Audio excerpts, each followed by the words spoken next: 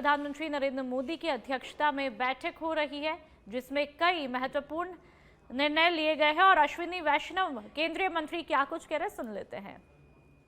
बहुत ही important section है highway का, उसका 4 लेनिंग आज अप्रूव हुआ है और एक फ्यूचरिस्टिक बायोमेडिकल रिसर्च का प्रोग्राम अप्रूव हुआ है।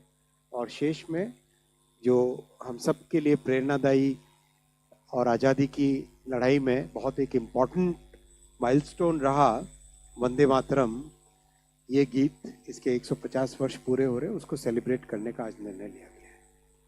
मैं आता हूँ एक एक विषय पे। हमारे सभी केंद्रीय कर्मचारियों को, पेंशनर्स को बधाई। आज से 1/7/2025 से डीए और डियरनेस रिलीफ 58% हो जाएगा, यानी 3% बढ़ा। बहुत ही बड़ी अच्छी बढ़ोतरी है ये। और करीब करीब 49 लाख एम्प्लॉयज़ और 69 लाख पेंशनर्स को इसका सीधा लाभ मिलेगा देश भर में। बहुत ही अच्छा इसका इम्पैक्ट रहेगा।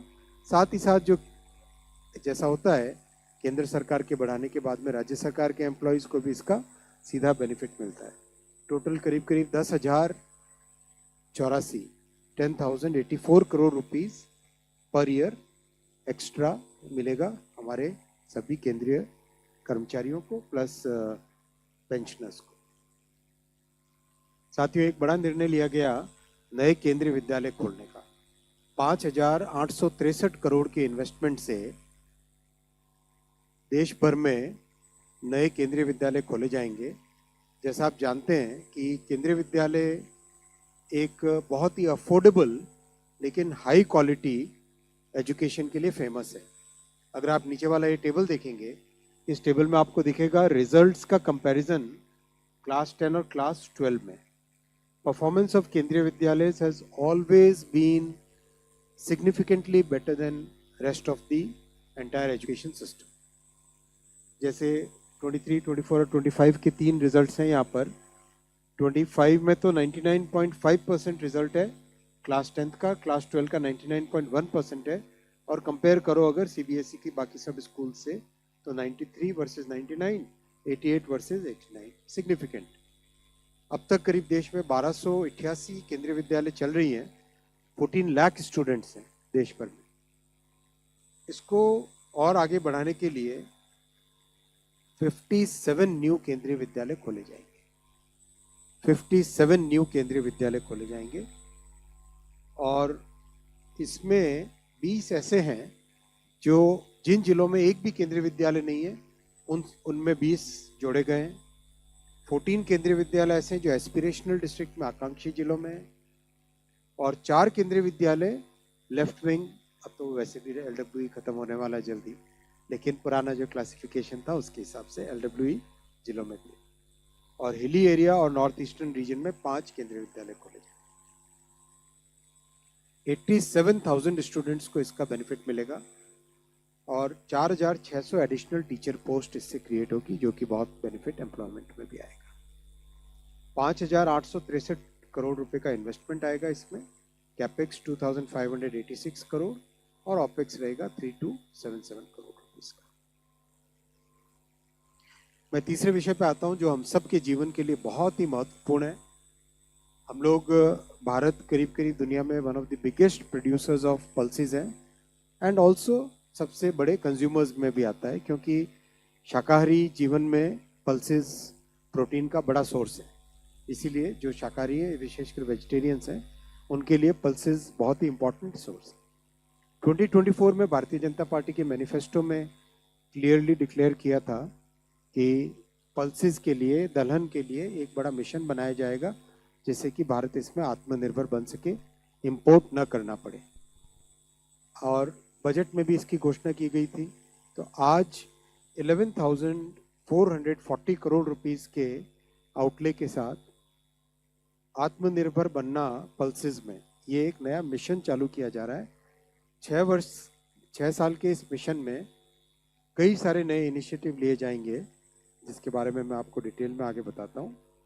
सबसे पहले प्रोडक्टिविटी बढ़ाना, पल्सेस का बेटर सीड लेना, बेटर क्वालिटी के सीड, बेटर क्वालिटी के सीड में भी बेटर प्रोटीन की क्वांटिटी कैसे हो वो भी ध्यान देना।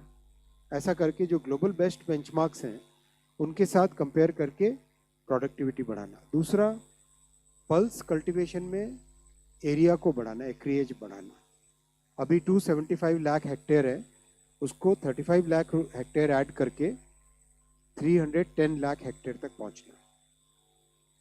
थर्ड, कंप्लीट वैल्यू चेन पे काम करना, सीड से लेके पल्सेस के ग्रोइंग के टाइम में जो डिफ़िकल्टीज आती है उनको सॉल्व करना, उसके बाद में स्टोरेज, हार्वेस्टिंग के बाद में पोस्ट हार्वेस्टिंग जितना भी प्रिजर्वेशन के लिए पल्स में एक बड़ा चैलेंज आता है। दाल को आप थोड़े टाइम रखते हो तो बहुत जल्दी उसके ऊपर पाउडर बनने लग जाता है, तो कैसे उसको बेटर क्वालिटी, बेटर सुधार किया जाए जिसमें कि स्टोरेज में ख़राब ना हो।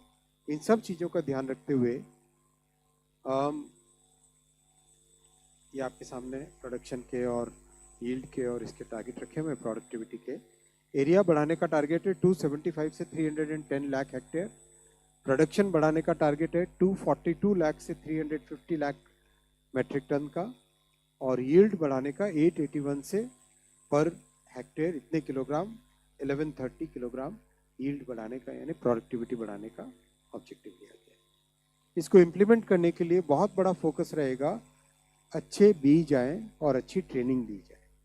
इसके लिए बहुत अच्छे R&D के प्रोजेक्ट जो चल रहे हैं, साथ ही साथ ग्लोबल कोलैबोरेशन भी इसमें किया जाएगा, जिससे कि best quality, best technology Bharat को मिले। 416 फोकस्ड डिस्ट्रिक्ट्स आइडेंटिफाई किए हैं, जिसमें किसानों की ऑलरेडी पल्सेस उगाने की एक कॉम्पिटेंस है, वहाँ पे फोकस करके और उसको आगे बढ़ाया जाए। एरिया बढ़ाया जाएगा कल्टीवेशन का 275 से 310 लाख हेक्टेयर किया जाएगा, और 1000 नए यूनिट पैकेजिंग और प्रोसेसिंग के लिए सेटअप किए जाएंगे। ये बहुत बड़ा इनिशिएटिव है, क्योंकि अब तक अगर आप देखो तो जो स्टोरेज और प्रोसेसिंग है उसके ऊपर फोकस करने से किसानों की इनकम में एक सिग्निफिकेंट स्टेप चेंज आता है, क्वांटम जंप आता है। और फिफ्थ पॉइंट जो यहाँ पे आप देख रहे हैं, उड़द, तूर और मसूर, इन 3 दालों का जो भी किसान रजिस्टर करेगा, जो कोऑपरेटिव सोसाइटीज़ हैं उनके साथ, नेफेड और इन सब के साथ, उनका 100% प्रोक्योरमेंट करने की गारंटी दी जाएगी। मान लो किसी किसान ने कहा कि मैं 1000 क्विंटल प्रोड्यूस करूंगा, वो रजिस्टर करता है, तो 100% प्रोक्योरमेंट की गारंटी रहेगी। उस गारंटी की कॉस्ट है नेचुरल है।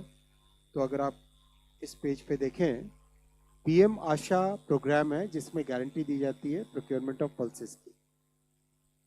इसका आउटले 45,000 करोड़ रुपीस से बढ़ा के 60,000 करोड़ रुपीस किया। PM आशा का आउटले 45,000